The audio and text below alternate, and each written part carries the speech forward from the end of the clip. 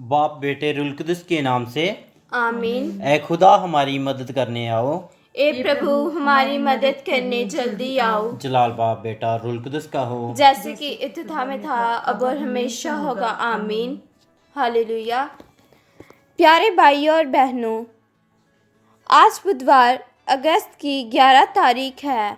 आज कलीसिया Saint Clara की यादगिरी मनाते हैं। 13वीं सदी में अमीर परिवार की क्लारा ने धन दौलत, पहवान और परिवार सब कुछ त्याग कर सेंट फ्रांसिस के साथ मिलकर गरीब सिस्टरों का संस्था शुरू किया।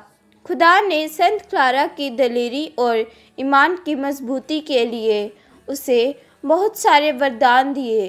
वो पाक शराकत की संत भी मानी जाती है, क्योंकि जब एसीसी पर हमला होने वाला था और सिपाही और डाकुओं ने उनके घर के पास आ गए थे, संत क्लारा ने पाक शराकत के जुलूस में लाकर अपने शहर और घर को चमकती तौर पर बचाया था। आज संत क्लारा की यादगिरी मनाते हुए हम भी उनके समान ईमान में मजबूती का वरदान मांगे और हमारे भाई बहनों की, खासकर गरीबों की सेवा करने के लिए वायदा करें। आइए प्यारे भाइयों और बहनों, आज के दिन को खुदा के नाम में शुरू करें और हमारे आज के सारी योजनाओं को प्रभु यीशु के पाक हाथों में सौंप दें। आइए हम मिलकर सुबह की दुआ करें। ए खुदावंद खुदा, हम तुझे सारे दिल से शुक्र अदा करते हैं कि तूने हमें इस नए दिन को देखने की बरकत दी है। हम आज के हमारे सारे ख्यालों, बातों और कामों को तेरे हवाले करते हैं। तेरा फजल हम में बना रहे और हमें हर बुराई और ख़तरे से बचाए। ए खुदावंद यीशु मसीह, हमें अपनी खास बरकत दे कि हम आज के दिन तेरे पाक वचन के खिलाफ कुछ भी ना करें, बल्कि हर बात में तेरी ही पाक मर्ज़ी पूरी करें। आज के हमारे हर ज़रूरत और योजना को तेरी मुबारक माँ मरियम के बेदाग दिल के वसीले तेरे हाथों में सौंपते हैं। आमीन। आइए प्यारे भाइयों और बहनों, आज के पाक कलाम को ध्यान से सुनें। पवित्र आत्मा हमें रूहानी ताकत दें ताकि हम खुदा के पाक वचन को उसकी पाक मर्जी के मुताबिक आज के हमारे हर काम के लिए समझ सकें। आज का पहला पाठ विधि विवरण अध्याय 34 और पद संख्या 1 से 12।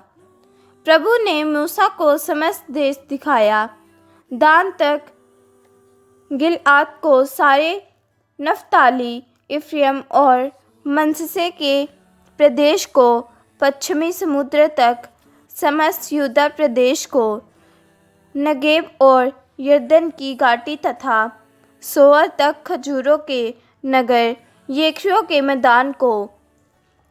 तब प्रभु ने उससे कहा, यही वह देश है जिसके विषय में मैंने शपथ खाकर इब्राहिम, इसहाक और याकूब से कहा, मैं उसे तुम्हारे वंशजों को प्रदान करूँगा।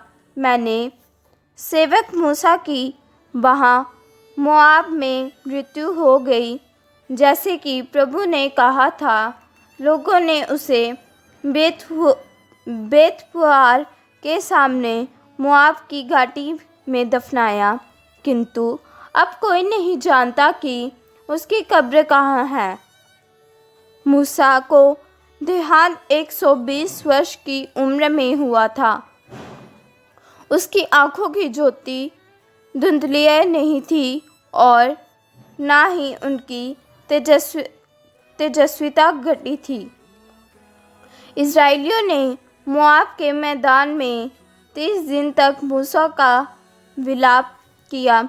इसके बाद मूसा के लिए शोक का समय समाप्त हुआ। नून का पुत्र योशिया प्रज्ञा चेतना से परिपूर्ण था, क्योंकि मूसा ने अवसर हाथ रखे थे। इस्राएली उसका आज्ञा पालन कर प्रभु का वह आदेश पूरा करते थे जिसे प्रभु ने मूसा को दिया है। बाद में मूसा के सदृश इस्राएल में ऐसा कोई नबी प्रकट नहीं हुआ जिसने प्रभु को आमने सामने देखा हो। ऐसा कोई नबी प्रकट नहीं हुआ जिसने प्रभु के द्वारा भेजा जाकर मिस्र में फ़िरौन, उसके सब दरबारियों और उसके समस्त देश को इतने चिन्ह तथा चमत्कार और सब इस्राएलियों के सामने सामर्थ्य एवं आतंक के साथ इतने महान कार्य कर दिखाए। ये प्रभु की वाणी है। खुदा का शुक्र हो। ज़बूर 66 1-9। समस्त पृथ्वी ईश्वर का जयकार करो, उसके प्रतापी नाम का गीत गाओ और उसकी महिमा का स्तुतिगान करो। ईश्वर से ये कहो, तेरे कार्य अपूर्व हैं। तेरे अपार सामर्थ्य को देखकर तेरे शत्रु चाटुकारी करते हैं। समस्त पृथ्वी तुझे दंडवत करती है, वे तेरे नाम का स्तुतिगान करती है। आओ, ईश्वर के कार्यों का ध्यान करो, उसने पृथ्वी पर अपूर्व कार्य किए हैं। उसने समुद्र को स्थल में बदल दिया, उन लोगों ने नदी को पैदल ही पार किया, इसलिए हम उसके नाम पर आनंद मनाएं। वे अपने सामर्थ्य द्वारा सदा शासन करता और राष्ट्रों पर दृष्टि दौड़ाता है, जिससे विद्रोही फिर सिर ना उठाएंगे। राष्ट्रों, हमारे ईश्वर को धन्य कहो, उच्च स्वर में उसका स्तुतिगान करो, जिसने हमें जीवन प्रदान किया, जिसने हमारे पैरों को फिसलने नहीं दिया। प्रभु के समस्त श्रद्धालु भक्तों, आओ, मैं तुम्हें बताऊंगा कि उसने मेरे लिए क्या क्या किया है। मैंने उसे ऊंचे स्वर से पुकारा और उसकी प्रशंसा में गीत सुनाया। आज की अंजील मत्ती का सुसमाचार अध्याय 18 पद संख्या 15 से 20 तक। यदि तुम्हारा भाई कोई अपराध करता है तो जाकर उसे अकेले में समझाओ। यदि वह तुम्हारी बात मान जाता है तो तुमने अपने भाई को बचा लिया। यदि वह तुम्हारी बात नहीं मानता तो और 2-1 व्यक्तियों को साथ ले जाओ, ताकि 2 या 3 गवाहों के सहारे सब कुछ प्रमाणित हो जाए। यदि वह उनकी भी नहीं सुनता तो कलीसिया को बता दो, और यदि वह कलीसिया की भी नहीं सुनता तो उसे गैर यहूदियों और नाकेदार जैसा समझाओ।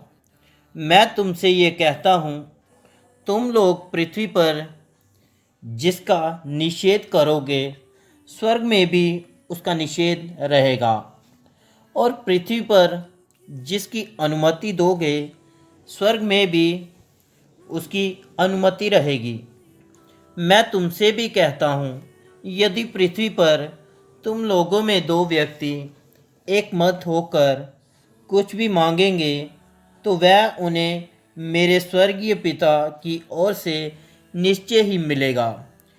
क्योंकि जहाँ 2 या 3 मेरे नाम पर इकट्ठे होते हैं, वहाँ मैं उनके बीच उपस्थित रहता हूँ। ये खुदा की पाक अंजील है।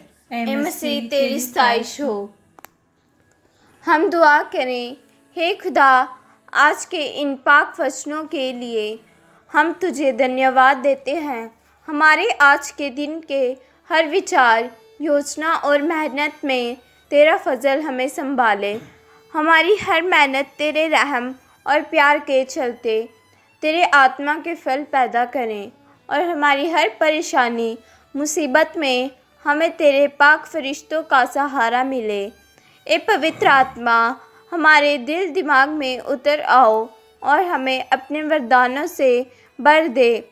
ए प्रभु यीशु, हम पर रहम कर और हमें अपने प्यार और रहम से भर दे, ताकि हम आज के दिन को हलीमगी और प्यार के साथ जी सकें।